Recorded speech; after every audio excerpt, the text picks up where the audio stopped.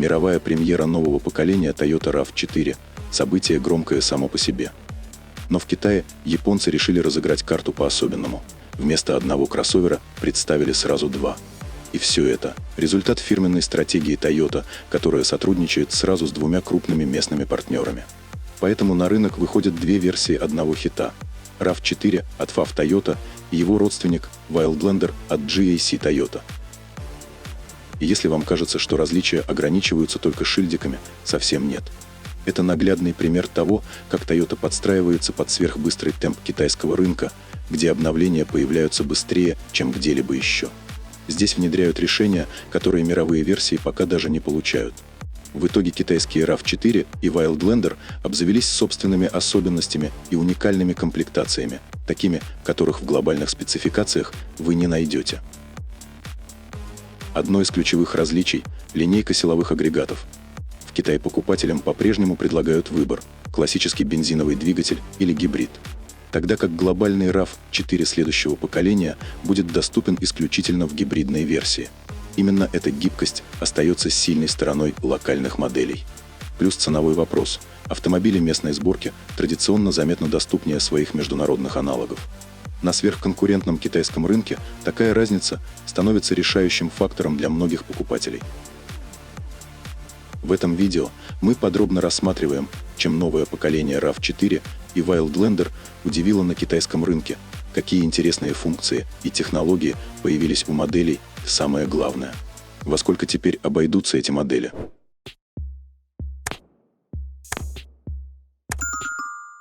Китайский рынок работает по своим законам. Здесь важно не просто предложить выбор, а создать ощущение, что каждый покупатель найдет свой автомобиль, даже если модели базируются на одной платформе.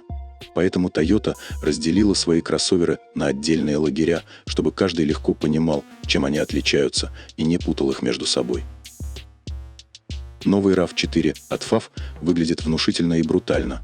Массивный черный обвес, намеки на внедорожные возможности и легкая агрессия в дизайне – все это заимствовано из версий Woodland и Adventure, за исключением рейлингов на крыше. В то же время Wildlander от GAC демонстрирует совсем другой подход. Он ближе к международной версии RAV4. Аккуратные линии, сдержанный стиль, радиатор с сотовой решеткой и фары с двойными LED-полосками дневных ходовых огней создают образ более городского и современного кроссовера. Цветовая палитра расширена. Кроме классических оттенков, появились модные серые тона, а также двухцветные варианты с черной крышей. Важная деталь – в радиаторной решетке и под лобовым стеклом установлены камеры, которые обеспечивают работу системы кругового обзора и всех функций безопасности, о которых мы расскажем чуть позже в видео. Оба кроссовера могут быть с 18 или 20-дюймовыми легкосплавными дисками в зависимости от комплектации. Бамперы у них немного разные, и поэтому общая длина отличается на несколько миллиметров. Так, Wildlander точно повторяет размеры мировой модели – 4600 мм, а RAV4 от FAW на 20 мм длиннее.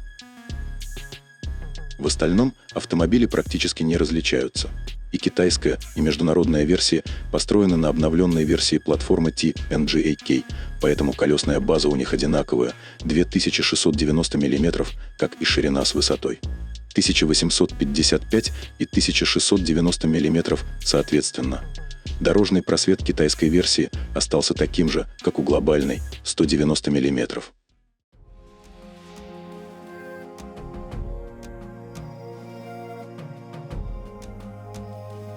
В китайских версиях RAV4 и Wildlander главное отличие от мировых моделей кроется не в внешнем виде, а в техническом оснащении. Если вы привыкли к классическим, достаточно сдержанным салонам Toyota, здесь вас ждут сюрпризы. Японцы сделали вывод, чтобы привлечь китайских покупателей, интерьер должен больше напоминать высокотехнологичный гаджет. Цифровая приборная панель оснащена 8 и 8-дюймовым экраном, а за доплату доступен проекционный дисплей диагональю 26,4 дюйма. Мультимедийная система в базовой версии представлена 14-дюймовым планшетом, а в топовых комплектациях установлен 15,6-дюймовый экран. Для сравнения, на глобальных версиях центральный дисплей имеет 12,9 дюймов, а приборная панель 12,3.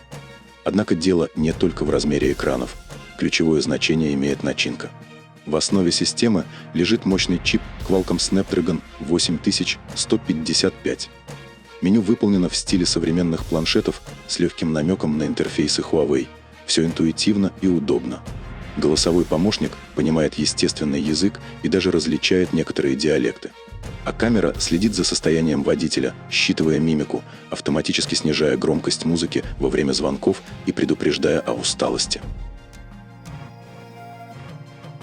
Кроме того, RAV4 теперь оснащен системой помощи водителю Toyota Safety Sense 4-го поколения, собственной разработкой Toyota, которая получила более широкие возможности и стала более надежной.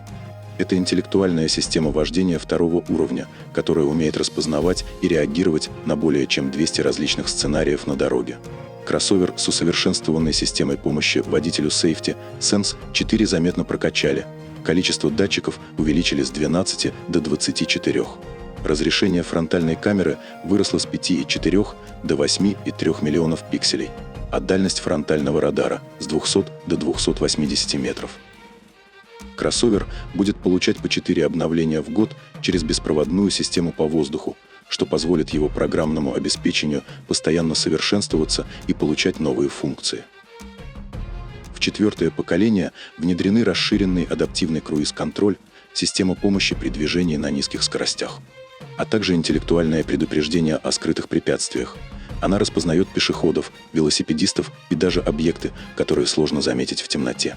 Появились автоматическая парковка, мониторинг слепых зон и ассистенты современных технологий, которые делают управление комфортнее и безопаснее. Селектор коробки остался обычным, но пространство вокруг него заметно переделано. Появилась быстрая беспроводная зарядка для смартфона на 50 Вт и порты USB-C, спереди на 45, сзади на 15 Вт. Отдельно стоит отметить центральный подлокотник. Его крышку можно снять и перевернуть, превратив в удобный мини-столик для перекуса. В топовых версиях есть панорамная крыша, сиденье из полуанилиновой кожи с подогревом и вентиляцией, двухзонный климат-контроль и амбиентная подсветка. Плюс премиальная акустика и система ароматизации воздуха. А багажник предлагает 515 литров за вторым рядом сидений. В Китае Toyota решила не спешить с полным отказом от двигателей внутреннего сгорания. Базовая версия оснащается 2-литровым атмосферным мотором мощностью 171 силу и крутящим моментом 206 ньютон, работающим с вариатором, имитирующим 10 передач. Доступны как передний, так и полный привод. Пока время разгона до 100 км в час не раскрыто, но заявленный средний расход топлива составляет 6,3 литра для переднеприводной версии и 6,9 литров на 100 км для полноприводной.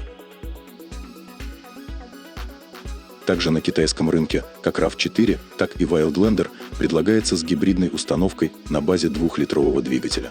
Сам двигатель выдает 152 силы и 188 ньютон-метра крутящего момента.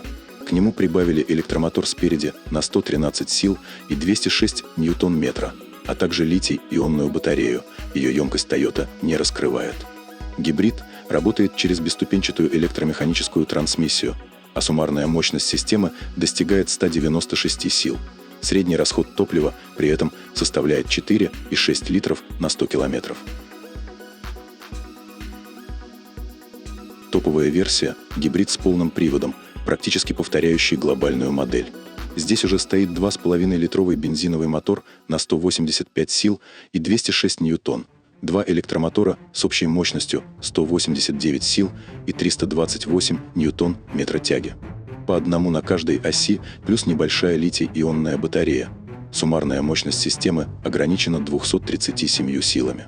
Гибрид получил бесступенчатую электромеханическую трансмиссию и полный интеллектуальный привод и-4. Система умеет перераспределять до 80% тяги на задние колеса. Средний паспортный расход топлива заявлен на уровне 4,9 литров на 100 километров.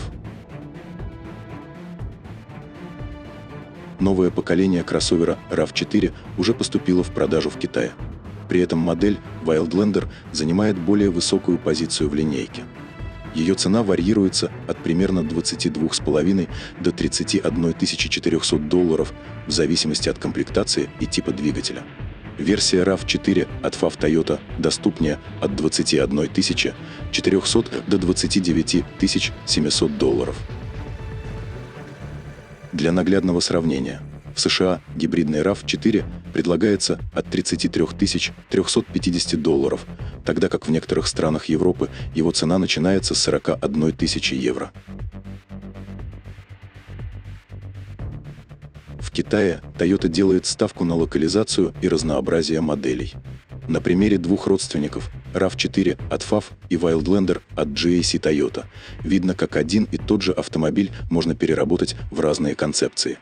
Они сохраняют общую платформу и базовые характеристики, но получили уникальные технические решения, которых нет у глобальных версий.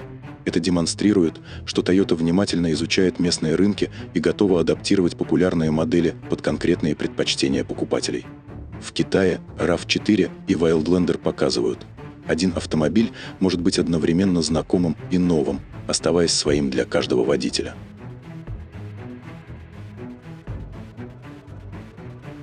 Благодарим, что посмотрели это видео до конца. Не забывайте подписываться на канал, ставить лайк и делиться своими комментариями. Ваша поддержка для нас бесценна. Желаем вам отличного дня и безопасных дорог. До новых встреч на канале.